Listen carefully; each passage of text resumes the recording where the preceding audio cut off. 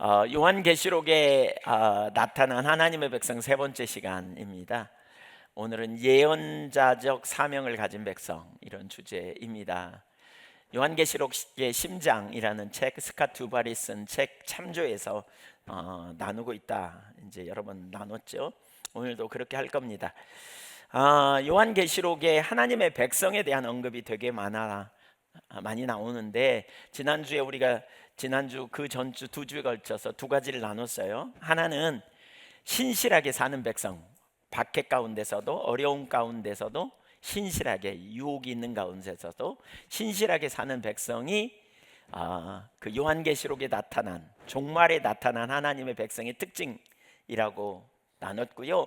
두 번째로는 박해를 받지만 하나님의 보호받는, 성령으로 인치셔서 보호해 주시는, 그래서 지난주에 우리가 영적 전쟁이 있고, 이 영적 전쟁 가운데서 성령께서 우리를 모든 진리로 인도하셔서 이기게 하시는 그런 역사를 나눴어요. 오늘은 세 번째로 사명을 가진 백성, 한번 따라서 아시죠? 사명을 가진 백성. 네, 하나님이 그의 백성에게 주신 사명이 있다, 이렇게 볼 수 있는데요. 그건 뭐예요? 그분의 구속사, 즉 예수 그리스도의 삶과 죽음과 부활이 중심이 되어 백성을 구원하고 악을 멸하고, 이제 피조물이 죄와 사단과 사망의 종로로 타는 상태에서 다시 새롭게 되어 이제 새하늘과 새 땅에 들어간다는 것을 증언하는 것. 다시 말하면 인간이 하나님의 형상으로 창조됐는데 하나님을 떠남으로 결핍이 오고, 그리고 사망의 종로로 타다하는 가운데 억압 아래 놓이게 된 상태. 그리고 이 땅에서 계속 무슨 일이 벌어져요? 악이 만연되어 있어서 계속해서 문제가 일어나고, 계속해서 여러 가지 어려운 상황이 반복되어져 가고 있는 상황이다, 이런 상황이다. 그래서 문제투성이인 이 세상에, 그러나 예수님이 십자가에서 모든 악을 멸하시고 영원한 생명을 예수 그리스도를 믿는 믿음 안에서 우리에게 허락하신 놀라운 사건을 우리가 경험하게 되었다. 그리고 마침내 하나님이 친히 그 백성을 돌보심으로 만물이 새롭게 된다라는 이야기를 증언할 사명이 우리에게 주어진 것이다 라고 그랬어요. 그러니까 요한계시록 11장은 이 사명에서 중요한 역할을 하는 두 증인에 관한 이야기가 나옵니다. 그러니까 요한계시록 11장은 설명하기가 참 쉽지 않은 부분이기도 해요. 그러나 이 부분은 이제 말세 지말에 하나님이 붙드시는, 그래서 이단들이 사실 이런 구절 가지고 되게 많이 나타나기도 하는데, 여기서 말하는 두 증인이 누구냐? 이 두 증인, 여러 주장들이 있지만 일반적으로 보면 이 두 증인은 개인이 아니라 그리스도에 대한 충성된 증인으로서의 교회 공동체를 상징한다고 봅니다. 11장 4절을 한번 볼까요?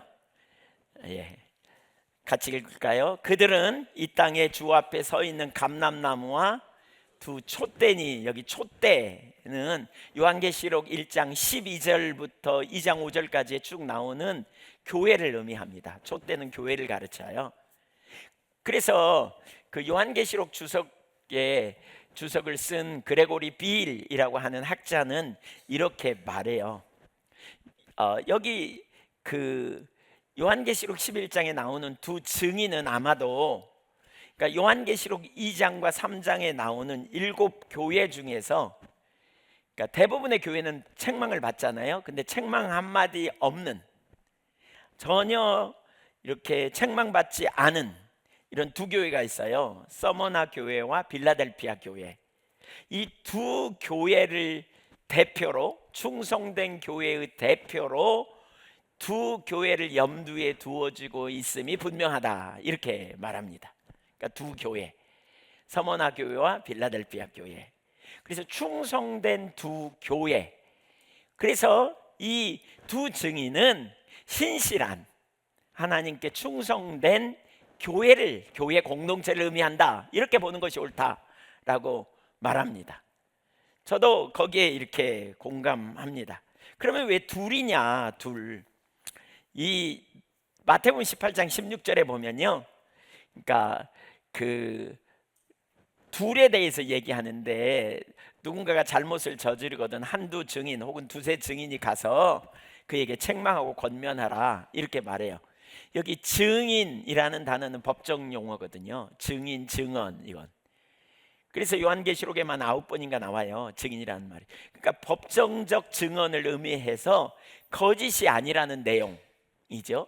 그래서 누가복음 24장 4절에 보면, 하나님은 부활의 진리를 증언하기 위해서 두 천사를 이렇게 무덤에 두 천사가 증언하는 장면이 나오고요. 또 사도행전 1장에 보면 예수님께서 승천하실 때에 그 승천하신 이후에 어리벙벙해하는 그 제자들에게 두 천사를 보내셔가지고 너희가 본 그대로 다시 오실 것이다, 이렇게 말합니다. 그래서 여기 두 증인은 교회를 의미하고, 이것은 확실한 진리를 선포하는 충성된 증인을 의미한다, 이렇게 말할 수 있습니다.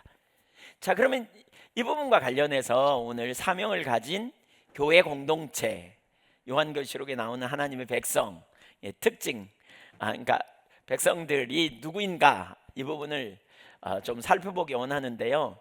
두 가지만 보려고 합니다. 사실 원래 세 가지 보려고 했는데 일부 예배 시간에 보니까 둘밖에 못 하겠더라고요. 그래서 두 가지만 보려고 합니다. 첫째, 사명을 가진 증인 공동체에는 특징이 있습니다. 사명을 가진 증인 공동체에 나타난 특징. 첫째, 하나님의 임재 안에 있는 사람들. 그러니까 요한계시록 11장 4절을 다시 한번 볼까요? 이렇게 말합니다. 그들은 이 땅에 주 앞에 서 있는 감람나무와 두 촛대니. 두 증인이 어디 있다고요? 이 땅에 주 앞에 서 있는 사람들, 이렇게 표현하잖아요. 여기 주 앞에 서 있다라는 표현은 단순히 물리적인 위치를 말하는 것이 아니라 하나님과의 특별한 관계 가운데 있는 사람, 이걸 의미해요.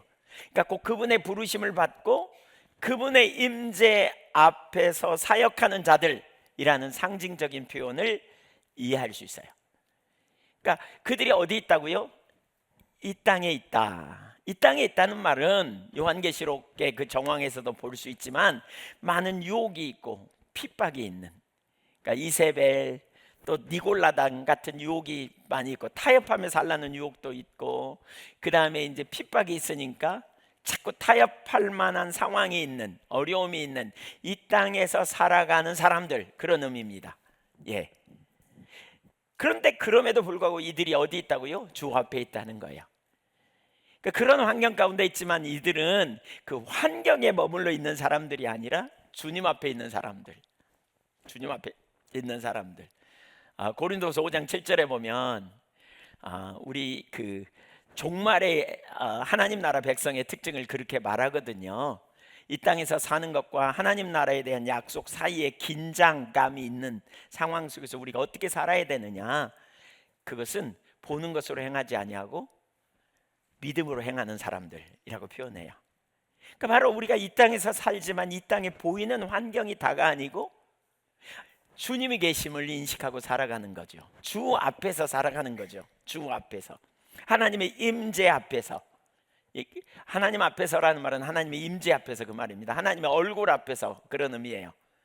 이건 코람데오의 삶이죠. 코람데오 삶. 그것은 언제나 하나님을 의지하는 삶을 의미하고 하나님을 의식하며 살아가는 삶이고, 그것은 하나님이 주시고자 하는, 하나님이 행하시고자 하는 목적을 따라 사는 삶, 사명의식으로 충만했음을 의미합니다. 증인되는 삶의 필수적인 요소죠. 종말의 주님의 교회가 그러니까 어떻게 돼야 되느냐, 신실한 증인이 되는, 증인이 되는 주님의 교회의 상태가 바로 이와 같아야 돼요. 한번 따라서 보세요. 땅 위에서 많은 유혹이 있지만 주님의 임재 앞에 살아가는 교회. 그러니까 보이는 대로 하지 않고 주님을 믿음으로 바라보고 그분의 임재 가운데서 살아가는 교회라는 거예요. 무슨 교회인지 아시겠죠? 이런 사람은 보이는 환경대로 뒤집어지거나 환경이 어떻다고 나자빠지거나 이런 게 아니에요. 하나님이 우리와 함께 계심을 인식하고 살아가는 교회, 이런 교회를 얘기하는 거예요.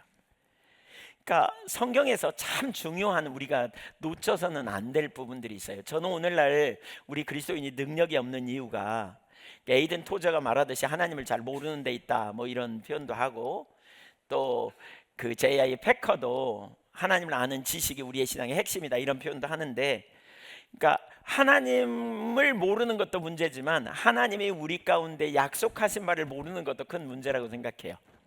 기초가 튼튼하지 않으면 사실 높은 건물을 쌓을 수 없잖아요. 근데 제가 볼 때 이렇게 많은 설교를 들으면 이렇게 기본은 돼 있는 걸 전제하고 그 다음 설교를 하거든요. 그러니까 어떻게 보면 제 설교는 들은 사람은 맨날 똑같은 얘기 또 하고 또 하네, 이렇게 생각할 수 있어요. 근데 왜 그러냐면, 저는 어떤 말을 하려면 이 삶을 살기 위해서 기본이 중요하다는 생각을 해서 기본부터 다시 얘기하거든요. 그러니까 이 학교 오래된 분은 한 얘기 또 한다 또 한다 이렇게 생각할 수도 있어요. 근데 문제는 그 얘기가 다 알고 우리의 삶이 되면요, 우리는 그 다음에 문제의 삶을 살게 돼야 돼요. 근데 이게 안 사라지면 기본에 문제가 있는 거죠.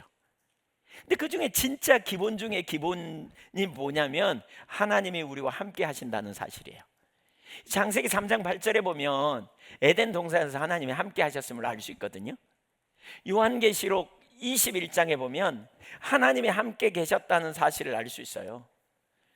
그러니까 요한계시록 21장 3절에 보면 하나님이 그들과 함께 계셨, 장막을 치고 그들과 함께 계셨다, 이렇게 표현하고 있어요.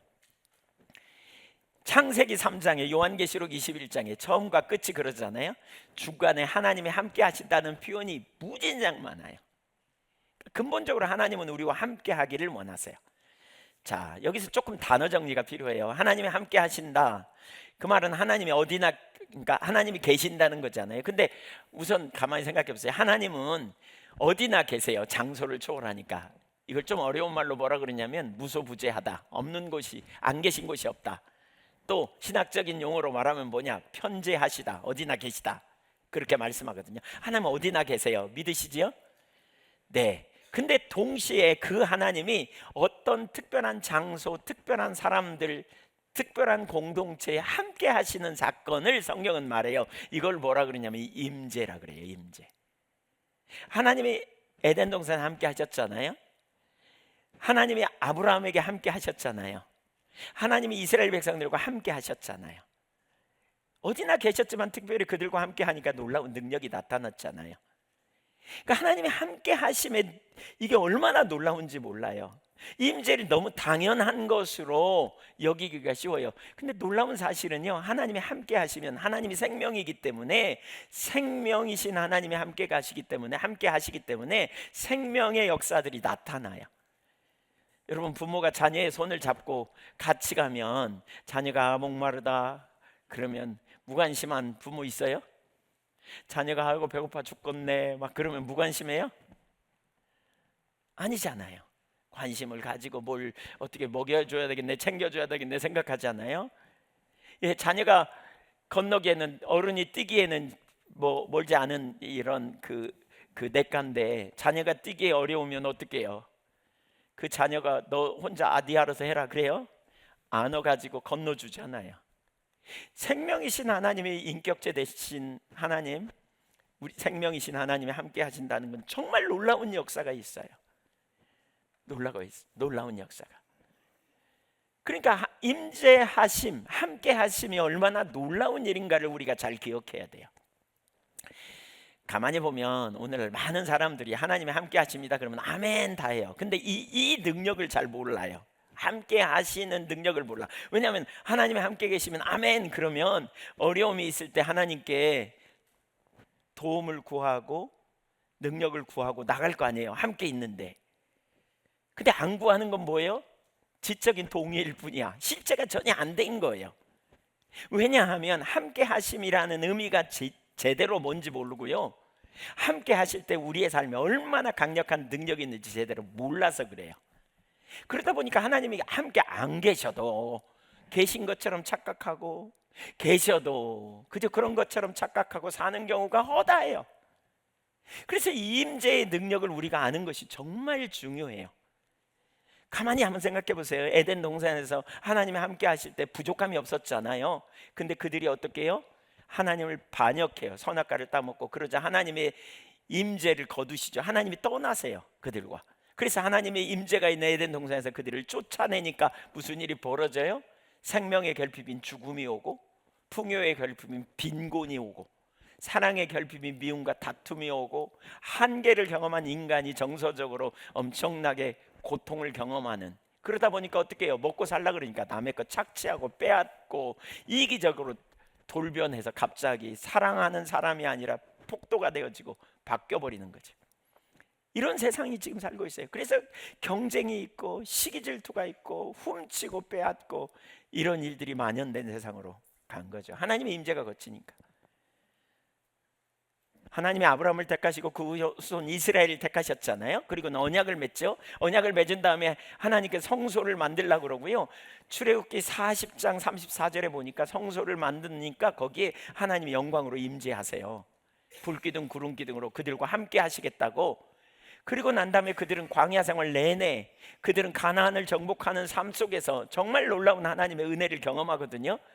근데 그렇게 이스라엘이 시간이 지나면서 점점 하나님을 떠나게 되고 점점 하나님께 반역하게 되니까 하나님이 어느 날 에스겔서 10장에 보면, 에스겔서 9장 10장 이렇게 보면 하나님이 임재를 거두세요. 성전에서 임재를 거두세요. 그리고는 떠나요, 그들을. 그러니까 열왕기상 8장에 보면 솔로몬이 성전을 만들었을 때도 하나님이 영광으로 임재하시거든요. 근데 그 영광의 임재가 떠나버려요. 그 결과 무슨 일이 벌어졌냐면 이스라엘 백성들은 포로로 잡혀갑니다. 바벨론의 포로로 잡혀가 말할 수 없는 고통 가운데 살게 됩니다. 포로로 잡혀간 그들의 소망이 뭔 줄 아세요? 하나님의 임재였어요. 하나님이 자기들을 통치해 주시기를 기대했어요. 하나님이 다시 돌아와 자기들을 회복시켜 주시기를 간절히 소망했어요. 그래서 그들에게 전파된 메시지가 뭐였냐면 이사야 52장 12절 같은 데 보면 복음이 그들에게 전파되는데 그 복음의 내용이 뭐냐? 여호와께서 시온에 다시 임하신다는 거예요. 7절 좋은 소식을 전하며 평화를 공포하며 복된 좋은 소식을 가져오며 구원을 공포하며 시온을 향하여 이르기를 내 하나님이 통치하신다 하는 자의 산을 넘는 발이 어찌 그리 아름다운 거. 뭐가요? 내 하나님이 뭐 하신다? 통치하신다. 이게 복음이에요. 그래서 9절 8절 보세요. 시작. 내 파수꾼들의 소리로다. 그들이 소리를 높여 일제히 노래하니 이는 여호와께서 시온으로 돌아오실 때 그들의 눈이 마주 보리이다. 시온으로 돌아와 다시 통치해. 떠나셨던 주님이 다시 돌아오신다. 이게 복음이에요. 이게 복음. 예, 복음. 그 복음서에 나오는 복음 있죠, 복음. 그 복음의 내용이 뭐냐면 주님이 다시 오셔서 다시 이스라엘 백성들을 돌아보시고 함께 하신다는 거예요.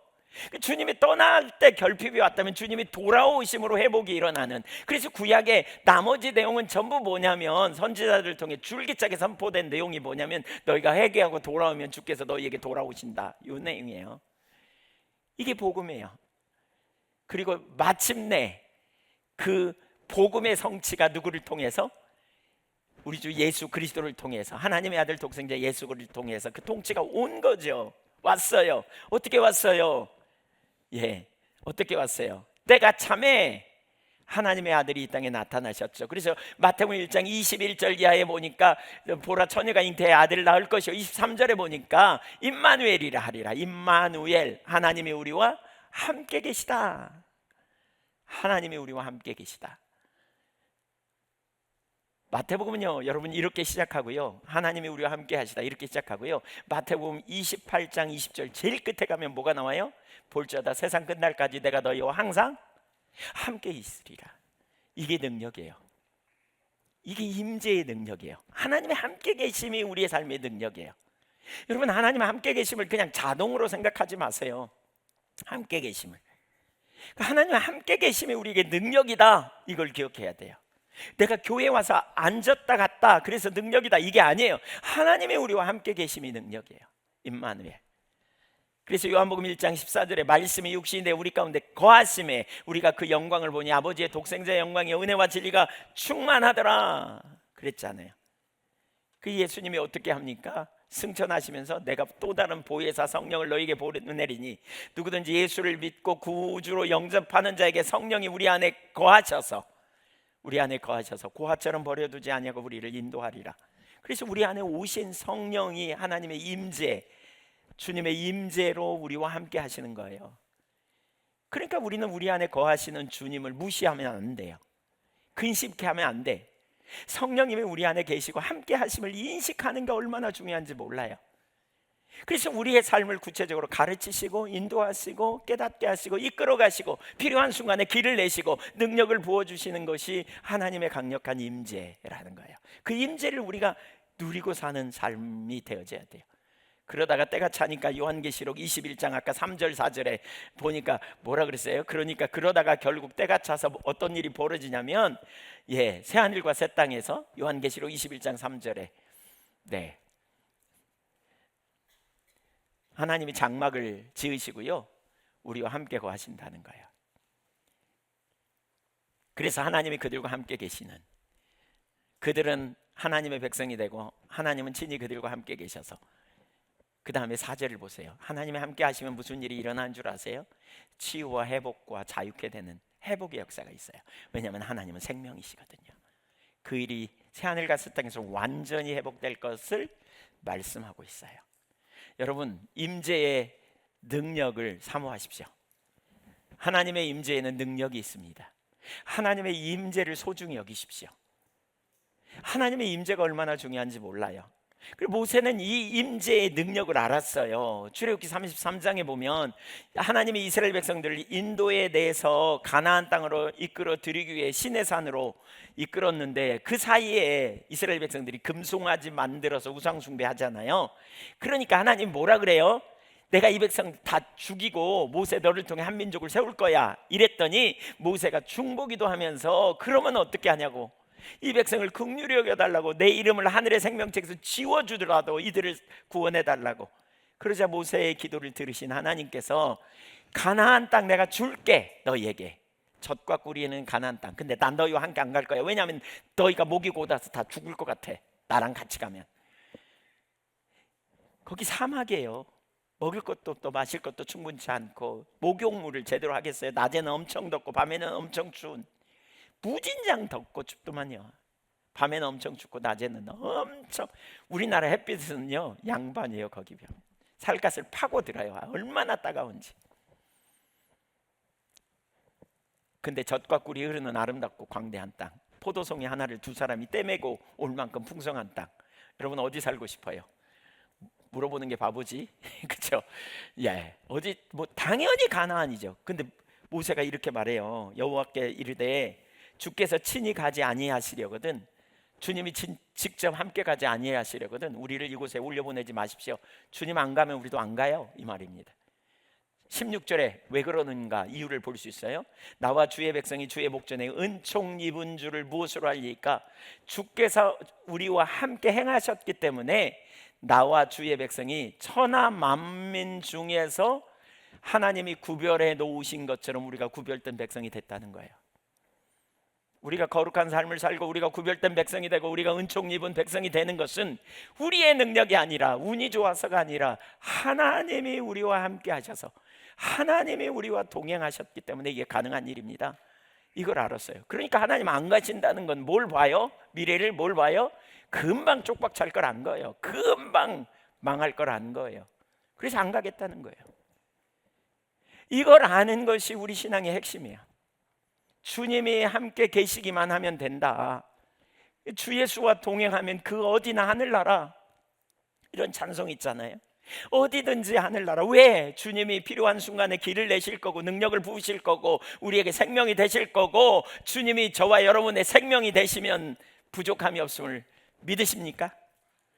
다 다윗도 이 능력을 알았어요. 시편 16편 8절에 다윗은 이렇게 고백합니다. 내가 여호와를 항상 내 앞에 모심이여 그가 나의 오른쪽에 계심으로 내가 흔들리지 아니하리로다. 이러므로 나의 마음이 기쁘고 나의 영도 즐거워하며 내 육체도 안전히 살리니 이는 주께서 내 영혼을 수월해 버리지 아니하시며 주의 성도를 멸망시키지 아니할 것임이라. 주께서 생명의 길로 내게 보이셨으니 주의 앞에는 충만한 기쁨이 있고 주의 오른쪽에는 영원한 즐거움이 있나이다.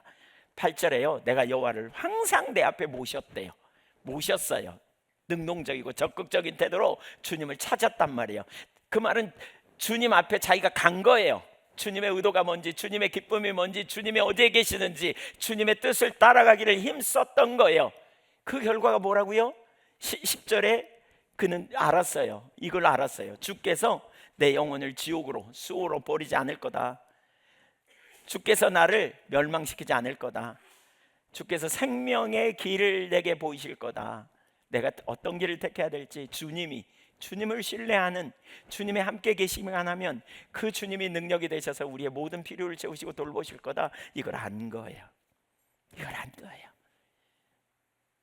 다윗이 왜 이렇게 주님 찾았을까요? 왜? 임재의 비밀을 알았기 때문에 그래요.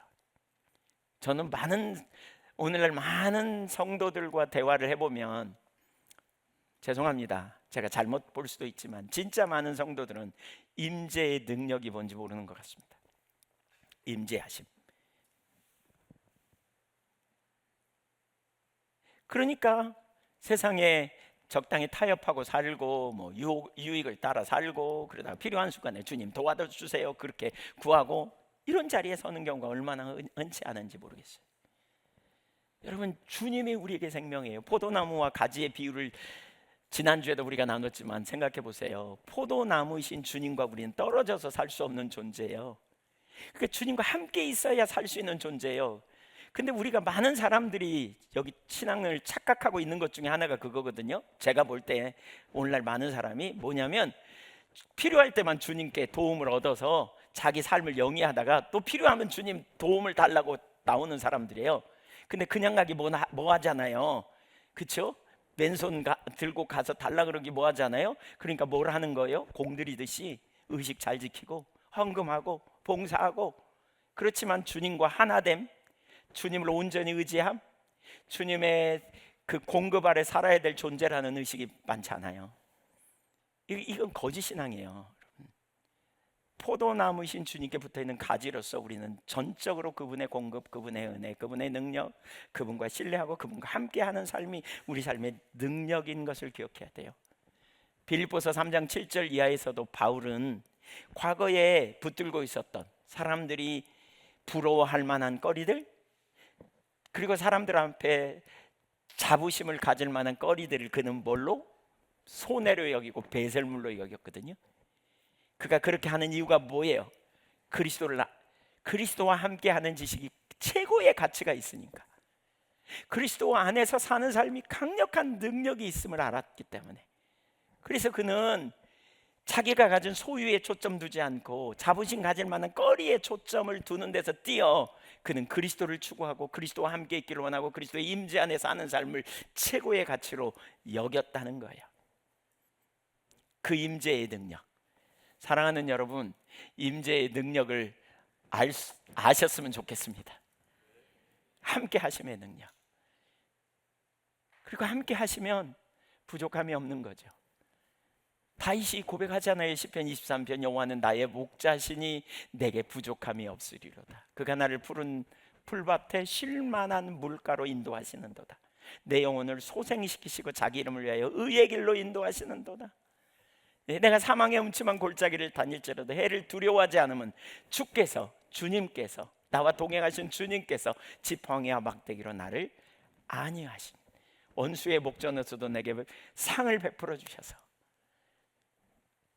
주의 선하심과 인자하심 평생 나와 동행해 나를 따라 나와 함께 내 잔이 넘치는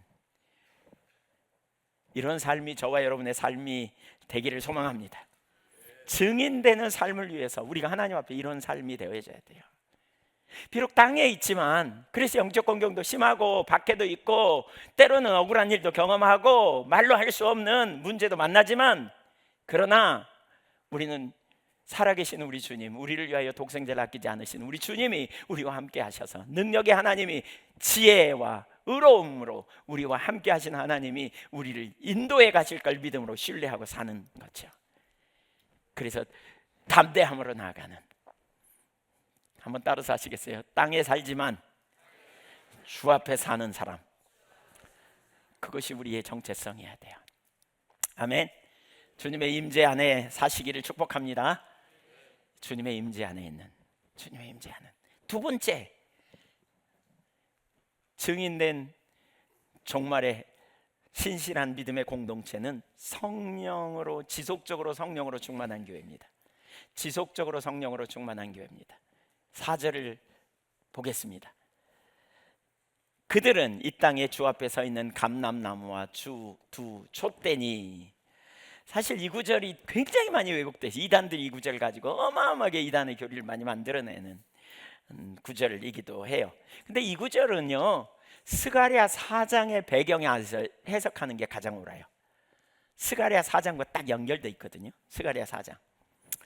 그러니까 4장 1절부터 14절을 배경으로 해석해 보면, 스가랴 4장은, 그러니까 거기 두 사람 얘기가 나오는데, 다윗 계통의 수룹바벨 왕과 대제사장 여호수아가 그 당시에 포로로 잡혀갔던 이스라엘 백성들이 이끌고 나온 공동체의 리더예요. 근데 이들이 뭘 하느냐면 성전 건축을 해요. 근데 그 성전 건축을 하는데 이 둘은 누구냐면 기름 부음 받은 자들로서 성령의 능력으로 그 사역을 감당한 자들임을 얘기해요. 그래서 스가랴 4장 11절을 한번 볼까요? 거기 보면, 내가 그에게 물어 이르되 등잔대 좌우에 두 감람나무는 무슨 뜻이니까. 우리 여기 4절에도 감람나무 나오잖아요. 다시 그에게 물어 이르되 기름을 흘리는 두 금관 옆에 있는 이 감람나무 두 가지는 무슨 뜻이니까 하니, 이르되 이는 기름 부음 받은 자 둘이니 온 세상에 주 앞에 서 있는 자니라. 온 땅에 주 앞에 서 있는 자, 그 얘기하죠. 뭘로? 기름 부음 받은 자. 그러니까 성전 건축의 사명을 감당할 수 있었던 것은, 이들이 감당할 수 있었던 것은 전적으로 성령의 역사로만 가능하다는 거예요. 그래서 스가랴 4장 6절을 보면 이렇게 말하고 있죠. 한번 읽어보겠습니다. 스가랴 4장 6절. 그가 내게 대답하여 이르되 여호와께서 수룹바벨에게 하신 말씀이 이러하니라. 만군의 여호와께서 말씀하시되 이는 힘으로 되지 아니하며 능력으로 되지 아니하며 오직 나의 영으로 되느니라. 오직 누구로? 성령으로 감당할 수 있다는 거예요. 여기 두 증인의 사역, 그러니까 신실한 믿음의 공동체는 사역을 감당할 때 성령의 기름 부으심으로만 가능할 수 있다는 거예요. 여기 4절을 보면, 여기 4절에 이렇게 표현하죠. 그들은 이 땅에 주 앞에 있는 두 감람나무와 두 촛대니. 그랬어요. 촛대에서 뭐래요? 촛대는 뭘 의미해요? 촛대는 뭘 의미해요? 촛대가 하는 일은 뭐예요? 빛을 비추는 일이잖아요. 빛을 비추는 일.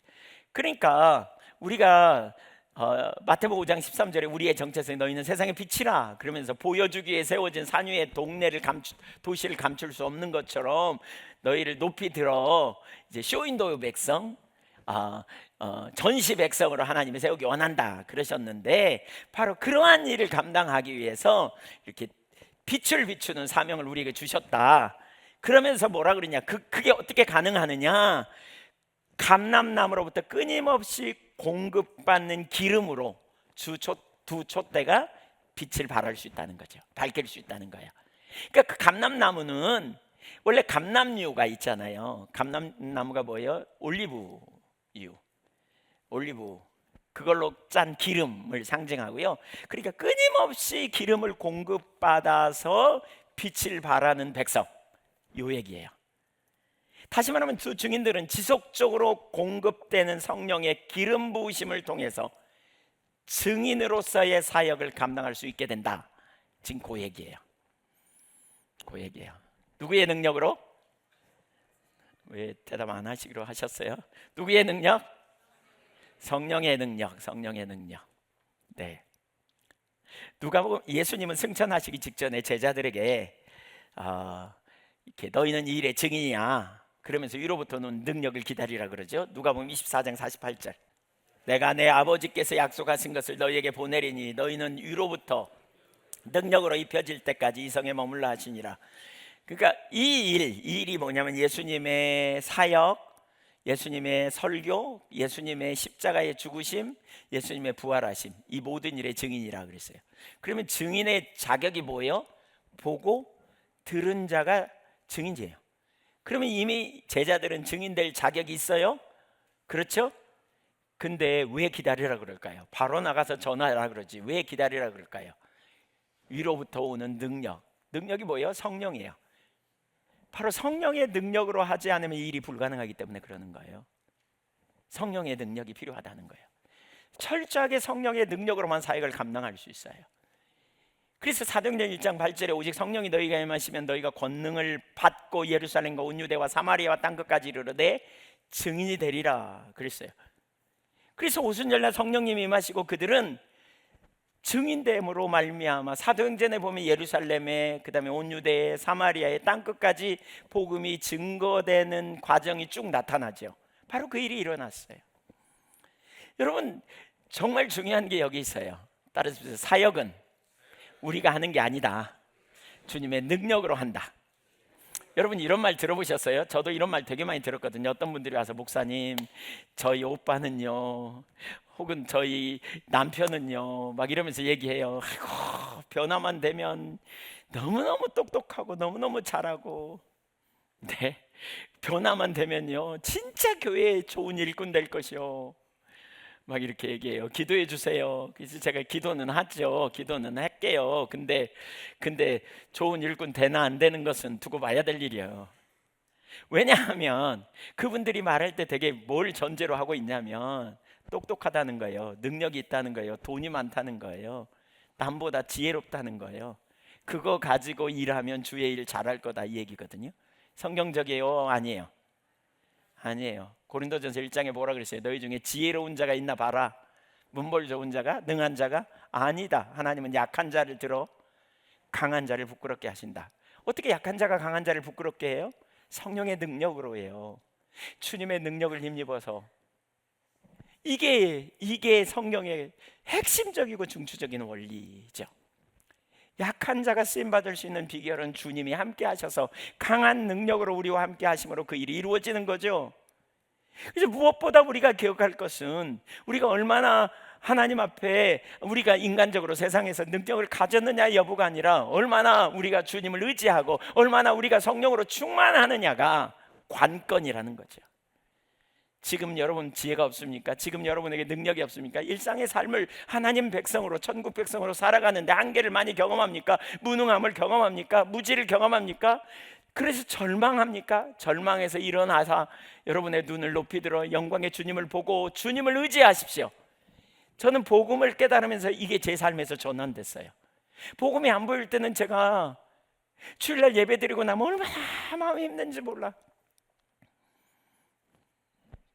무슨 말인지 모르시겠죠? 여러분이 설교자 한번 돼보셔야 알아요. 그건 어떤 때 예배 드리고 나면 얼마나 힘든지 몰라. 그러면 그냥 힘이 쪽 빠져서 그냥 가서 누웠어요. 그런 적이 여러 번 있었다고 전에 간증했죠. 왜? 환경을 보니까 나를 보니까 죽을 것 같아. 지금 그게 무슨 말인지 아시는 분 손 들어보세요. 네.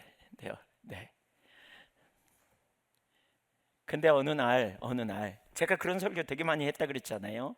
주님이 능력이라고. 제 아내가 저한테 그러더라니까요. 그러니까 주님이 필요하지. 근데 그게 제게 꽂혔어요. 다 알고 있는 가르치기도 했는데 제 삶에 실제가 안 됐는데 제 아내를 통해서 하나님 말씀하신 거예요. 그리고 그날 그 말씀이 저에게 육신이 되어지는 일이 벌어졌어요. 제가 그 자리에서 일어나서 그 자리에서 주님의 은혜를 구하고 그때 이후로 단 한 번도 절망해 본 적이 없어요. 절망이 사라져 버렸어요. 왜? 주님이 계시는데, 주님이 우리의 능력이신데, 주님이 나를 위하여, 이런 연약한 자를 위하여 십자가에 달려 죽으시고 나의 모든 죄를 구원하셨는데, 그래서 로마서 8장 31절에 하나님이 우리를 위하신다고 말하면서 32절에 자기 아들을 아끼지 않고 내어주시니까 어찌 아들과 함께 모든 걸 더해주지 않겠느냐. 여러분, 이게 얼마나 놀라운 소망입니까? 이게 얼마나 놀라운 소망입니까? 우리가 예수 그리스도를 믿음으로 하나님이 당신의 아들을 믿는 믿음 안에서 누구든지 성령을 선물로 주셨습니다. 우리는 내주하신 성령의 역사는 물론 능력으로 임하시는 성령의 기름 부으심을 또한 사모해야 합니다. 성령 충만이 두 종류가 있다. 이제 이런 부분 전에 나눴죠. 에베소서 5장 18절에 술 취하지 말라 방탕한 것이 성령으로 충만함을 받으라. 이거는 내주하신 성령으로 우리가 충만케 되는, 성령님께 사로잡히는 상태를 의미한다면, 사역을 감당하고 능력의 역사가 나타나는 과정 가운데 순간순간 성령의 기름 부으심의 역사가 있어요. 이게 교회 부흥과도 관련돼 있는 능력으로 임하시는 성령의 역사가 있어요. 달라스 윌라드가 쓴 하나님의 음성이라는 책에도 보면 네 가지 하나님의 임재를 얘기하는데, 그 중에 한 부분이 뭐냐면 순간순간 하나님의 성령께서 강력하게 임하심으로 말미암아 그 인격을 변화시키고 삶을 전환시키는 놀라운 일을 이루신다는 거예요. 저는 개인적으로 그런 경험이 몇 번 있었어요. 제가 보니까 3번 제 삶에 큰 하나님과의 만남. 제가 예수님을 모르고 모태신앙이었지만 방황하고 살다가 어느 날 하나님이 저의 죄를 드러내시고 제가 얼마나 심각한 죄인이라는 사실을 깨닫게 하시고, 그날 성령으로 충만하게 되면서 그날 방언도 하고, 그러면서 그 다음에 제 삶에 완전히 변화가 일어났거든요. 적어도 외적인, 먹을 거, 마실 거, 필 거 다 정리하고 삶의 태도를 다 바꾸고 놀라운 변화가 일어났어요. 근데 그 은혜가 계속 있지 않잖아요. 이렇게 슬금슬금 까먹고 나중에 직장 생활 좀 하다가 신학교 가기 직전에 1989년 7월 말에 아이들 수련회 교사로 데리고 가면서 너무나 절박했어요. 왜냐하면 공부하려고 그러는데 단 한 자도 안 돌아요. 머리가 안 돌아가. 완전히 그냥 이렇게 책을 놓아버리고 완전히. 그래서 하나님, 이건 제 힘으로 안 됩니다. 주님 은혜가 필요합니다. 그러면서 그때 얼마나 사모하고 구했는지 몰라요. 근데 그때 진짜 놀라운 은혜가 제게 임했어요. 이게 저에게 두 번째 큰 성령의 역사예요. 세 번째, 그 이후에 신학하면서 또 슬금슬금 까먹었어요. 그리고 단독 목회 나왔고 너무 힘들고 어려운 1995년 9월 달에 하나님께서 저의 삶에 강력하게 기름 부음으로 함께 하셨어요. 그때부터 저는 동행하는 삶이 됐던 것 같아요. 예수님의 제자들을 가만히 보세요. 오순절에 성령께서 임하셨잖아요. 강력하게. 그렇죠? 놀라운 능력으로. 그래서 사역을 잘 감당하는데 사도행전 3장에 성전 비문에 안진뱅이 치유한 사건 때문에 4장에 보면 사내들인 공의 앞에 잡혀가잖아요. 그래서 유업을 막 당해요. 그런데 그런 다음에 4장 31절에 보니까 4장 28절 이하에 기도하기 시작해요. 모여서. 그랬더니 4장 31절에 보니까 성령님이 강력하게 임재하시는데, 거기 어떻게 말하고 있냐면요, 그 표현을 제가 좀 여기 한번 같이 읽어보죠. 시작.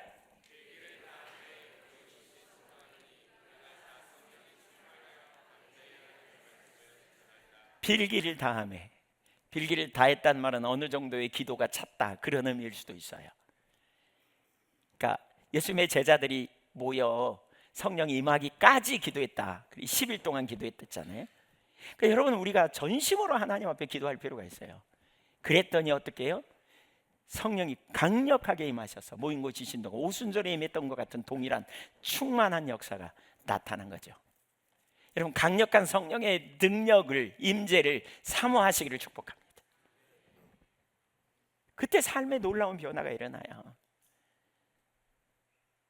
그래야 우리가 주님의 제자로서 사역을 감당할 수 있어요. 증인된 삶이 될 수 있어요. 바울 사도가 빌립보서 4장 13절에 그런 고백하잖아요. 내게 능력 주시는 자 안에서 내가 모든 것을 할 수 있다. 내가 모든 것을 할 수 있대요. 있어요. 이 감옥에서 쓴 겁니다. 감옥에서 어떻게 모든 걸 다 할 수 있다 그럴까요? 내게 능력 주시는 주님 안에서 자기는 능력이 없어. 하나도 없어. 그러니까 주님을 의지해. 그럴 때 주님이 능력을 주셔서 내가 할 수 있다는 거예요. 할 수 없는 일을 하게 하시는 주님. 이게 뭐예요? 우리는 뭐라고 고백해요? 은혜의 하나님. 은혜의 하나님. 여러분, 은혜로 사실 겁니까? 여러분의 능력으로 사실 겁니까? 지금까지 여러분의 능력으로 살아 한계를 경험하고 해봐도 안 되느라 그래서 낙심하고 혼돈하고 좌절감에 빠져. 그런 감정에 사로잡혀 있었다면 그 회개하셔야 돼요. 하나님, 제 힘으로 사는 거 내려놓습니다. 하나님, 제 자원이 아니라 제가 주님을 의지합니다. 주님의 능력이십니다. 주님, 제게 능력을 부어주세요. 주님, 저에게 힘을 부어주세요. 입을 넓게 열으세요. 여러분, 막 그렇게 사모하며 갈망하며 구하세요. 성령의 능력으로 우리가 살아야 돼요. 강력한 능력으로 살아야 돼요. 우리가 두 증인처럼 충성된 믿음의 종들로 우리가 정말 박해와 핍박과 위험과 어려움이 있을 때 이 땅에서도 하나님을 의식하고 하나님을 믿음으로 신뢰하고 살아가기 위해서는 우리가 주님의 은혜 없이는 안 되는 거예요. 그러니까 뭐예요? 잘 때도 일어날 때도 주님 내게 임하여 달라고, 충만하게 해달라고 사모하고 갈망하며 구해야 돼요. 진짜 많이 나눴지만 저는 그 한계를 철저히 경험한 게 죽전교회, 전에 섬기던 교회에서 그 한계를 충분히 제가 할 수 있는 일이 아무것도 없더라고요. 그러니까 너무 낙심되는 거 있죠. 그러니까 그냥 시간만 떼고 도망갈까? 그러니까 마음이 자꾸 엉뚱한 데로 그냥 엉뚱한 걸 찾아. 여러분, 자기 한계를 경험하면요, 자기가 못한다고 생각하면 괴로우니까 자꾸 엉뚱한 짓 합니다. 술을 먹든지 아니면 뭐 게임에 중독되든지 아니면 다른 친구들과 놀러 다니든지 엉뚱한 짓 자꾸 합니다. 쾌락을 추구하든지. 근데 어떤 순간 하나님이 우리를 아시고 하나님이 우리를 사랑하셨다면 그분 안에 능력이 있다. 그분 안에 답이 있다. 안 된다고 말하지 말고 그분의 은혜를 구하세요. 그렇게 집중적으로 주님을 찾을 때 주님께서 그 교회 가운데 강력하게 임하셔서 놀라운 능력을 경험했다. 그런 표현 했잖아요. 주님이 계시면 돼요. 주님이 오시면 돼요. 묶여있지 마세요. 안 된다는 의식 속에 사로잡혀 있지 마세요. 능력 주시는 주님, 능력 주시기를 기뻐하시는 주님, 우리에게 힘이 되어주시기를, 우리에게 지혜가 되어주시기를, 우리에게 생명이 되어주시기를 기꺼이 선택하셔서 십자가에서 자기를 버리셨어요. 우리를 구원하기 위해. 그 주님을 우리가 신뢰하고 있어요. 절망은 우리 한교회 가운데, 여러분 가운데 완전히 날아가 버리면 좋겠어요. 아멘. 따라서 해보세요. 예수 이름으로 절망은 떠나가라. 불안함, 초조함, 두려움, 출처가 어딘지 보세요. 우리 주님이 계시는데. 그렇게만 소리치고 또 있으면 안 돼. 예수 이름으로 나가 그러고 그냥 있으면 안 돼. 대신에 뭐 해야 돼? 성령으로 충만케 해달라고 구해야 돼요. 주님 은혜로 함께 해달라고 구해야 돼요. 찾아야 돼요. 그리고 주님이 함께 하시는 역사를 경험해봐야, 이런 일이 한 번 쌓이고 두 번 쌓이고 세 번 쌓여보세요. 주님의 사람이 되는 거예요. 조지 뮬러처럼 그분의 필요를 채우신 역사를 경험하는 일이 자꾸 일어나면 신나죠. 신앙생활이. 이런 역사들을 경험해봐야 돼요. 그게 믿음의 세대로 세워지는 삶이에요. 말세의 특징이죠. 세 번째, 강력한 능력으로 사역을 감당합니다. 5절 보겠습니다. 만일 누구든지 그들을 해하고자 하면 그들의 입에서 불이 나와서 그들의 원수를 삼켜버릴 것이요, 누구든지 그들을 해하고자 하면 반드시 그와 같이 죽음을 당하리라. 우선 이 구절에서 하나 볼 수 있는 것은요, 사명을 감당하는 가운데 어려움이 있다는 거예요. 해하려고 한다라는 표현이 두 번이나 나오죠. 신실하게 주님 뜻대로 살려고 하면 핍박이 온다는 거예요. 어려움이 와요. 그러나 기억할 사실은요, 하나님이 지켜주시고 보호하신다는 거예요. 믿으십니까? 하나님이 너희 안에 계시니가 세상에 있는 자보다 크다 그랬잖아요. 우리 안에 계신 성령께서 사탄보다 크고 완전하신 분.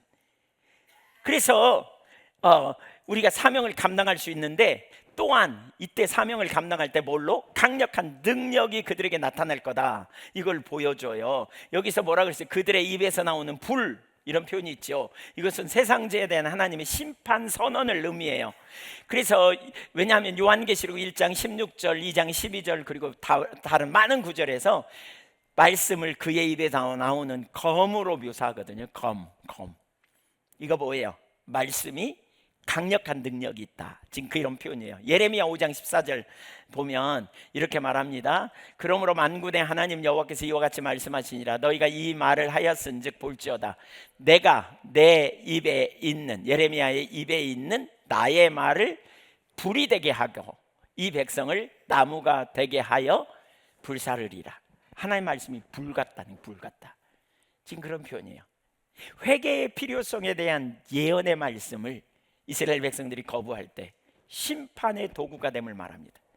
이처럼 두 증인은 박해 속에서도 담대히 말씀을 증거할 것을 말하고 그 말씀이 강력하게 역사하게 될 것이다. 지금 이런 표현이 있어요. 말씀이 더 강력해져. 점점 강력해져. 점점 분명해지는 메시지로 나올 거다. 이렇게 지금 말하고 있어요. 증언이 실제가 되어지는 거죠. 또 이것은 엘리야 때에 하늘에서 불이 내린 사건과도 연관이 있어요. 열왕기하 1장 10절부터 12절에 보면 하늘에서 불이 내려와 엘리야를 잡으러 오는 군사들을 불살라 버리거든요. 50명을. 그런 일이 반복해서 일어나는. 또 요한계시록 11장 6절 보세요. 이게 누구 얘기인지 가만히 보세요. 시작. 그들이 권능을 가지고 하늘을 닫아 그 예언을 하는 날 동안 비가 오지 못하게 하고, 또 권능을 가지고 물을 피로 변하게 하고 아무 때든지 원하는 대로 여러 가지 재앙으로 땅을 치리이다. 누구 얘기예요? 누구? 두 사람 얘기가 나오죠? 누구 얘기예요? 그가 기도했더니 비가 안 왔어. 누구야? 엘리야. 또 물이 피로 변했어. 누구 얘기예요?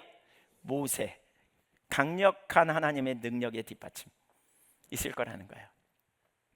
말세에 그런 일이 일어날 거라는 거예요. 강력한 능력, 강한 능력이 나타나서 하나님의 말씀이 선포되고 하나님 뜻이 이루어지는 그런 놀라운 일을 이루실 거라는 거예요. 그래서 두 증인의 메시지가 강력하게 선포되는 역사가 나타남. 우리 요한복음 17장에 보면 하나님의 그러니까 주님이 대제사장으로서 기도잖아요. 주님이 말세지말에 세우기 원하는 교회가 어떤 교회냐면 거기 5가지 특징이 나오거든요. 첫째는 한번 따라주세요. 전례 없이 주를 깊이 아는 교회.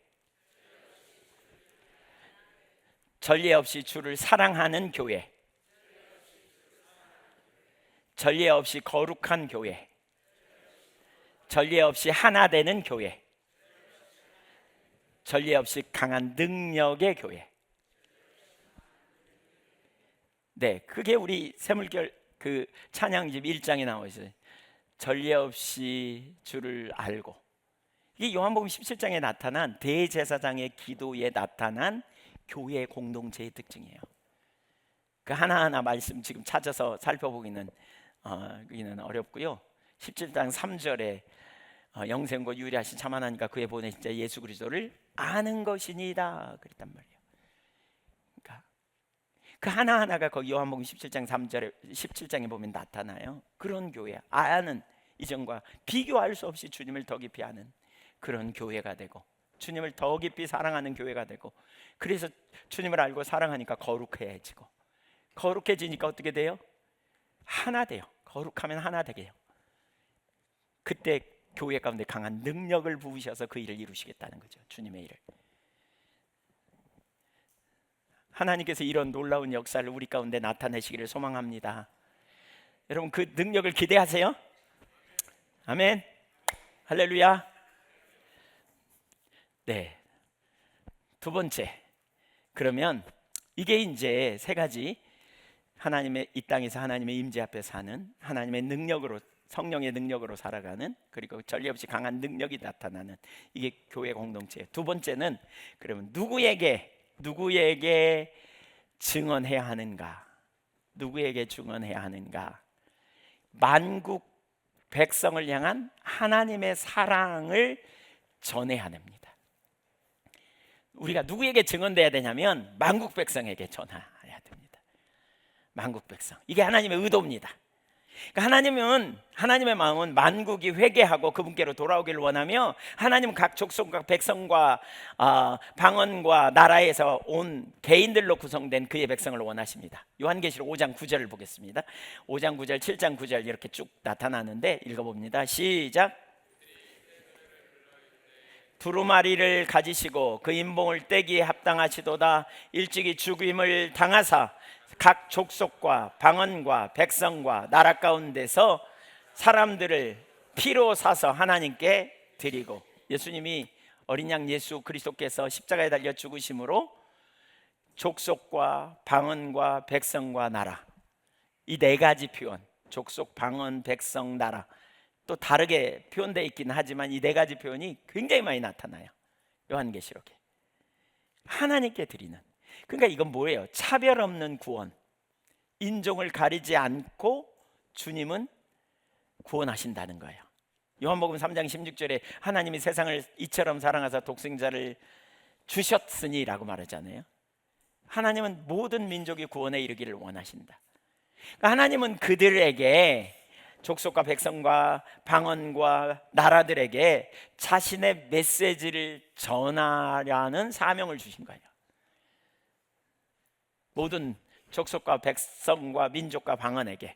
먼저 그 사명이 우선 먼저 제일 처음에 요한에게 주님은 만국을 돌이키게 하시는 자신의 사랑을 나타내시면서 이렇게 요한을 보내십니다.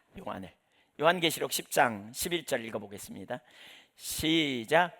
그가 내게 말하기를 내가 많은 백성과 나라와 방언과 임금에게 다시 예언하여야 하리라 하더라. 예언하여야 하리라, 증언하라 하리라, 그 말이에요. 말씀을 선포하라. 여기 예언은 이런 얘기거든요. 예언은 미래의 일을 말하는 것만이 아니라 현재를 하나님의 관점으로 선포하는 거예요. 현재. 그러니까 오늘 여러분 선포된 메시지가 하나님의 말씀으로 여러분에게 증거되기를 소원합니다. 그러면 우리는 그 말씀 앞에 해야 될 일이 뭐예요? 반응이 필요해요. 반응이. 회개가 필요할 수도 있고요, 주님의 말씀에 내 삶을 결단할 그러한 반응도 필요하고요, 목적에 우리의 삶을 드릴 그런 반응도 필요하고, 또는 돌이켜야 될 반응도 필요하고. 지금 이 메시지를 하나님이 요한에게 백성과 나라와 방언과 임금에게 예언하리라. 그때 현재 이 메시지를 듣고 읽는 자들이, 여기 예언하라는 동사는 미래형인데 단순히 미래 사건만을 예언하는 것이 아니라 현재 이 메시지를 듣고 읽는 자들이 자신의 삶에 적용하고 반응하라는 거죠. 이 일을 사명으로 주셨어요. 그러니까 우리도 마찬가지예요. 우리가 복음을 전할 때요, 그 사람들에게 듣고 반응하도록 우리가 전하는 거예요, 요한에게 이 일을. 그 다음에 두 번째로는 천사들을 보내십니다. 14장 6절 보실까요? 14장 6절. 또 보니 다른 천사가 공중에 날아가는데 땅에 거주하는 자들 곧 모든 민족과 종족과 방언과 백성에게 전할 영원한, 뭘 가졌다? 복음. 복음이 뭐예요? 하나님이 다스리신다, 하나님이 임재하신다, 너희와 함께 하신다, 이 복음이에요. 그가 큰 음성으로 이르되 하나님을 두려워하며 그에게 영광을 돌리라. 이는 그의 심판의 시간이 이르렀으니 하늘과 땅과 바다와 물들의 근원을 만드신 이를 경배하라 하더라. 이들에게 소원을 주셨어요. 그 소원은 뭐냐면, 그러니까 이들은 경건치 않은 자들, 심판받을 자들을 의미하지 않아요. 그들 가운데 일부가 회심하고 그들 중에 일부가 하나님께 영광을 돌릴 희망이 있는 사람들, 그들에게 복음을 전하는 거예요. 망할 자들이 아니라는 거죠. 여기서 복음은 심판과 구원의 복음을 의미하고요, 그러므로 이 말씀을 듣고 하나님을 두려워하며 하나님께 영광을 돌리며 경배하기를 하나님이 원하시는 거죠. 우리가 이 사명을 더 나아가 가져요. 예수님이 뭐라 그랬어요? 마태복음 28장 19절에 너희는 가서 모든 민족을 뭘로 삼아? 제자로 삼으라 그랬어요. 모든 민족을, 모든 족속을 제자로 삼아라. 만국을 제자로 삼으라. 왜요? 왜? 하나님은 만국이 구원에 이르기를 원하시기 때문에. 요한계시록 21장과 22장에도 보면 그 만국을 향한 하나님의 사랑을 발견할 수 있거든요. 그러니까 그들이 하나님의 영광 가운데 거하게 될 것이다, 이렇게 말하는데 한번 볼까요? 21장 23절. 제가 23절, 여러분 24절. 그 성은 해나 달의 비침이 쓸데없으니 이는 하나님의 영광이 비치고 어린 양이 그 등불이 되심이라.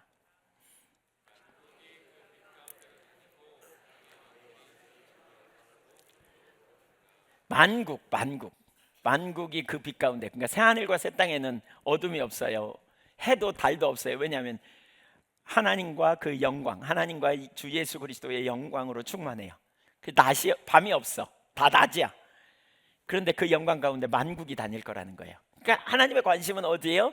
한국의, 대한민국의 광주에 사는 예한교회 성도들만. 뭐 이거 아니에요. 이거 아니에요. 모든 만국의 열방의 각 나라와 족속과 민족과 방언이 구원에 이르기를 원하시는. 그러면서 보세요. 25절에 낮에 성문들을 도무지 닫지 아니하리니 거기에는 밤이 없음이라. 26절 사람들이 만국의 영광과 존귀를 가지고 그리로 들어가겠고. 그러니까 18장에 보면, 요한계시록 18장에 보면 한때 부자들은 부와 재산을 가지고 바벨론으로 가져가요. 그리고 거기서 소비적인 삶을 사는 거죠. 이렇게 우상숭배하고. 근데 구속을 받은 열방들이 이제, 그 중에는 왕도 포함되고 뭐 다양한 사람들이 모든 선물과 자원들을 가지고 하나님을 예배하기 위해 예루살렘에 몰려들 거다. 왜? 하나님의 임재가 거기 있으니까. 스가랴 8장의 예언이 바로 그 부분이죠. 만국을 하나님은 사랑하세요. 그래서 만국이 구원받고 만국이 치유되고 만국이 회복되기를 원해요. 천국의 특징 중에 하나는 요한계시록 22장 2절에 보면 치유거든요. 요한계시록 22장 2절에 보면 생명나무에 대해서 얘기하면서 그 열매를 맺고 그 나무 잎사귀 되는 만국을 치유하기 위하였더라. 근데 여기 만국을 치료한다 그랬어요. 하나님은 만국을 사랑하세요. 모든 나라, 모든 민족, 각 족속과 방언과 백성들 다 사랑하세요. 여러분, 우리는 문화가 다르기 때문에 다른 나라, 다른 문화에서 사는 게 좀 쉽지 않고, 어떤 경우에는 문화 우월주의가 우리 속에 있잖아요. 그렇죠? 제가 한 번은 저기 아프리카 갔더니 아프리카 사람들이 놀리는 거 있죠. 인종차별하는 거예요. 예, 황인종. 예, 깜짝 놀랐어요. 깜짝 놀랐어요. 제가 필리핀에 갔더니 필리핀 사람들이 자기들끼리 수군거리면서 한국 사람들 영어도 못한다고 우습게 여기는 거 있죠. 제가 순간적으로 필리핀 사람들이 가난하고 우리가 이제 뭐 가면 뭐 갖다 주잖아요. 누가 워르식 깎았어요. 네, 제가 순간 제 자신이 보이더라고요. 정말 하나님께 회개했습니다. 우린 다름은 워르식과 자부심 가지고 우리가 얼마나 대단한 것처럼 이렇게 생각되는 경향이 되게 많아지잖아요. 요즘 한국의 문화 대단하게 여기잖아요. 그러니까 우리나라가 이렇게 뭐든지 불편한 거 못 견디고 빨리빨리 고치고 수정하고, 그러니까 한국이 다른 나라에 없는 탁월한 것들이 되게 많아요. 이렇게 외국에 다니다 보면, 예, 욕실에 가서도 왜 이렇게 원터치 이거 이런 거, 예, 고급 호텔에도 갔는데 이렇게 해가지고 따뜻한 물, 찬물 맞추는 거 이거 되게 불편하게. 근데 그냥 그렇게 살아. 근데 이제 이런 걸 맛본 사람들은 그런 문화가 또 그렇다 뭐 이런 생각도 하고, 어쨌든 우리는 그러다 보니까 우리도 모르는 순간에 자기에게 익숙한 거, 자기에게 편한 이런 문화, 그리고 다른 사람들을 우리가 우습게 여기는 경향, 차별하는 그런 마음이 우리에게 있기가 쉽다는 거죠. 근데 우리가 주님의 나라에 함께 설 거다. 제가 이 문화의 편견이 좀 깨지니까요, 필리핀에 가서 이렇게 손으로 집어먹는 거 이거 되게 더럽다고 생각하고 막 좀 그렇게 생각했는데, 문화의 편견을 제가 회개하고 났더니 손으로도 먹을만 하더라고요. 이 손으로 먹는 거 혹시 집에 가서 오늘 예, 하여튼 되게 편해요. 진짜 편해요. 막 흘려도 주워 먹고 막 이렇게. 네, 그래서 이것도 해볼 만한 문화구나. 혹시 천국에 가면 누가 손으로 먹을 수도 있어요. 문화가 차이가 있지만 그 문화 나름대로의 존중함. 우리의 사명은요, 우리만의 문제가 아니에요. 만국을 향한 하나님의 마음과 연관이 있어요. 예수님은 모든 민족을 제자로 삼으라 그러잖아요. 우리나라는 그런 게 심하지 않지만 애국에는 흑백 갈등, 그 피부색으로 인하여 얼마나 많이 이렇게, 또는 민족과 족속 간에 얼마나 많은 그러한 갈등이 있습니까? 유대인 학살 뭐 이런 거 얼마나 많습니까? 마하트마 간디 이야기 아시죠? 간디가 남아프리카 공화국에서 머물 때 그가 이 성경을 보면서 너무나 놀라운 은혜를 발견했대요. 산상수훈을 보면서. 그래서 1890년대 초에 그가 이렇게 기독교에 대해 진지하게 배우고 싶어 해가지고 교회를 갔대요. 감명을 받아서 주일날 더반에 있는 어느 한 교회를 딱 들어갔더니 막 들어는 거예요. 그러면서 뭐라 그러냐면, 여기는 백인 교회라고, 당신은 유색인이니까 이 교회에 들어올 수 없다고, 저쪽 다른 데로 가라고. 간디가 너무나 황당했던 거예요. 충격이었고.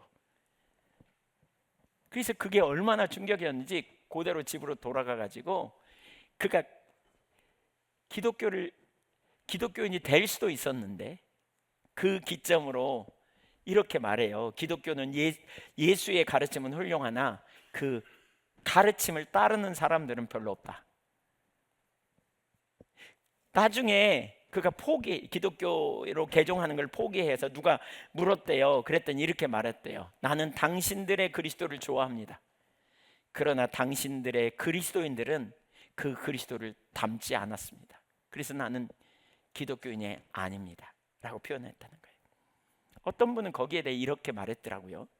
하나님은 간디에게 문을 열어놓으셨는데 교회는 그분을 닫아버렸다. 간디 앞에 있는 문을 닫아버렸다. 예수님의 사랑과 포용은 모든 만국을 위한 것인데 교회는 이를 가로막아 버렸다는 거죠. 여러분 좀 더 보시죠. 우리는 단일 민족, 그래서 뭐 별로 다른 민족하고 별로 이렇게 섞이지 않는, 그래서 우리는 그런 생각이 별로 없을 수도 있어요. 그러나 우리가 하나님을 사랑하시는 만국을 사랑하면 우리는 나와 다른 사람들, 피부색은 안 다를지 몰라도 나와 다른 종류의 사람들에게 우리가 어떤 태도와 자세를 가져야 될지를 돌아봐야 돼요. 무엇보다 인종차별적인 편견을 완전히 깨뜨려야 돼요. 우리의 인종차별적인 그 편견은 뭡니까? 외모를 보면서, 소유를 보면서, 출신과 학벌과 나이를 보면서 우리가 차별하기가 얼마나 쉬운지 모릅니까? 뭐 개인적으로 저 같은 경우도 그런 부분에 되게 익숙한 삶을 살았던 것 같고, 또 그렇게 되기가 얼마나 쉽습니까? 교회에 끼리끼리만. 주님은 우리를 통해서 열방의 복음을 전하고 하나님 나라가 넓혀지고 하나님 뜻이 이루어지기를 얼마나 원하시는지 생각해 보세요. 너희는 가서 모든 민족을 제자로 삼아 아버지와 아들과 성령의 이름으로 세례를 베풀어라 그랬단 말이에요. 주님 뭐라 그래요? 가라 그랬어요. 가래, 너는 가 그랬죠. 능동적인 반응을 가지라는 거예요. 구원이 필요한 자들에게 그 갈등을 뛰어넘어서, 그 편견을 뛰어넘어서 접근하고 나가라 이렇게 말하는 거예요. 복음을 전해야 될 대상이 누구인지, 우리 옆에 있는 사람뿐만 아니라 더 나아가는 지구 끝에 있는 사람, 더 나아가 그 일을 위해서 우리 중에 누군가는 열방을 향해 나갈 수도 있겠죠. 그러나 가까이에 있는 우리 형제들, 가까이 있는 사람들, 특별히 한번 생각해 보세요, 여러분. 하나님 우리가 멀리 안 나가도 아주 가까이에 세계 여러 민족을 불러다가 데려다 놨어요. 최근에 우리 ISF 부이사장님하고 상임이사님이 오셔서 같이 교제하는데, 전국에서 제일 잘 되는 곳 중에 하나가 전남대 ISF라 그래요. 그리고 전남대 ISF 사역이 어떻게 시작됐는지 그분들이 얘기하면서 예한교회에서 시작했다고.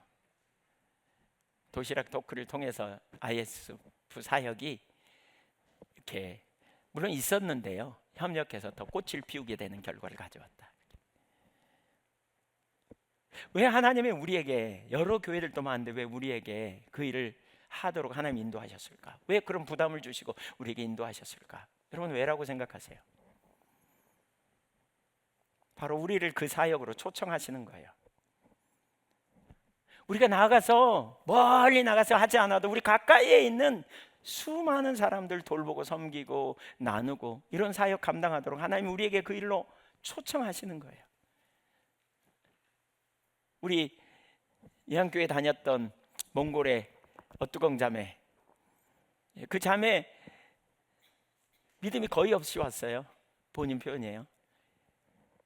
그랬다가 예한교회에서 믿음이 자라고 잘 세워서 지금 몽골에서 변호사로 있으면서 한국에서 가끔 목사님들이 가면 통역도 하고 그런대요. 너무나 놀랍지 않아요? 우리가 몽골에 가지 않아도 하나님이 너무나 놀라운 일을 이루시죠. 앞으로 그 자매를 통해서 어떤 일을 행하실지 계속 기도하고 기회가 되면 좀 지도도 하고 나누고 잘 세워야 되겠다 이런 생각도 되게 많이 들고요. 우리 여기 중국에서도 또 우리 중국어 예배부도 그렇고요. 앙골라 우리가 가보기나 해요. 거기 세계 여러 나라에 흩어져 있는 사람들을 데려다 놓고 우리가 자연스럽게 너무나 자연스럽게 만날 수 있는 기회가 있어요. 또 그들 중에 대다수는 도움이 필요한 사람들입니다. 도움이 필요한. 제가 구약을 보면서 사실 오늘 그 부분 설교할까 사실 그런 고민을 되게 많이 했거든요. 근데 미가서 6장 8절 6장 6절 이하에 보면 이런 표현이 있어요. 내가 무엇을 가지고 여호와 앞에 나아가며 높으신 하나님께 경배할까? 내가 번제물로 1년 된 송아지를 가지고 그 앞에 나갈까? 천천의 수양이나 만만의 강물 같은 기름을 기뻐하실까? 내 허물을 위하여 내 맏아들을 인신제사를 내 영혼의 죄로 말미암아 내 몸의 열매를 드릴까? 아니다는 거예요. 8절에 보세요. 8절 한번 보실래요? 읽어볼까요? 사람아, 주께서 선한 것이 무엇임을 내게 보이셨나니 여호와께서 내게 구하시는 것은 오직 정의를 행하며 인자를 사랑하며 겸손하게 내 하나님과 함께 행하는 것이 아니냐. 행하다라는 단어가 할라크예요. 걷다는 거예요. 걷다, 동행하다. 내 하나님과 겸손히 동행하는 건데 그 동행하는 삶의 핵심 두 가지 요소가 뭐냐면 정의를 행하는 거예요. 정의를 행한다는 말은 짜디크라는 말로 관계를 잘하는 거예요. 관계를 내 옆에 있는 사람이 결핍당하지 않도록, 어려움 당하지 않도록 필요를 채워주고 돌보고 사랑하는 거예요. 사랑하는 거예요. 그 다음에 인자를 사랑하며 그랬는데 거기 인자라는 말은 헤세드입니다. 그 말은 하나님을 사랑하는 것도 포함되지만 이웃을 사랑하는 것. 그래서 헤세드라는 말은 긍휼로, 먹시, 자비, 긍휼 이런 걸로 번역됩니다. 여러분 하나님과 동행하는 삶이 뭐냐면 이웃에 대해 필요를 채우고 돕고 섬기고 이런 일을 하는 거예요. 저는 오늘 설교 준비하면서 제가 이 부분을 준비하면서 요한계시록에 만국 백성을 구원하기 원하시는 하나님의 역사, 그 일로 우리를 하나님이 초청하시는구나. 이 한교회를 하나님께서 통해서 이 일을 하게 하셨다면 이제 우리 옆에 있는 정말 수많은 가까운 데 있는 우리 한국 사람들도 전도해야 되지만 특별히 애국에 들어와 있는 수많은 사람들에게 우리 관심 갖자는 거예요. 관심. 제가 보니까요 그냥 사랑하면 돼요. 그냥 여러분 할 수 있으면요, 저기 호남대 우리 지금 ISF도 있고 가까운 데 많이 있는데 조대도 있고 외국에 온 친구들 믿든 안 믿든 상관없이 여러분 누구하고 좀 가까이 하세요.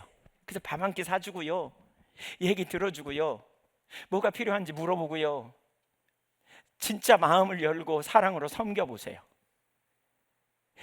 정말 그게 관계중심 전도 아니에요? 그냥 기꺼이 우리가 그렇게 해보도록 하나님이 우리를 초청하고 계시다는 생각이 강력하게 들었어요. 제가 오늘 이 부분 준비하면서 ISF를 통해서 얼마나 좋은 통로가 열려 있습니까? 여러분 많이 할 것도 없어요. 그냥 명절이나 무슨 때에 가서 얘기하고 좀 친해져 보세요. 그냥 친절을 베풀어 보세요. 여러분이 입장 바꿔놓고 어떤 상황에 놓여 있을 때, 그 유학할 때 얼마나 힘들고 외롭고 또 말도 안 통하고 어떤 고민이 있을 때 누구에게 나눌 수도 없는 상황 아니겠어요? 그런 사람들이 우리가 나가서 친구가 좀 되어준다면 무슨 일이 벌어질까요, 여러분? 제가 이 부분을 더 하나님 사인으로 받아들인 게 최근에 아프가니스탄에서 온 어떤 형제가 생각이 나면서 그 전에부터 알고 있었는데 그 부부를 좀 돌보라고 하나님 그런 마음을 주셨어요. 해교예요. 히잡 쓰고 다니기도 하고요. 근데 그냥 밥 한번 사주려고요. 그냥 사랑으로 그냥 한번 만나자 그래서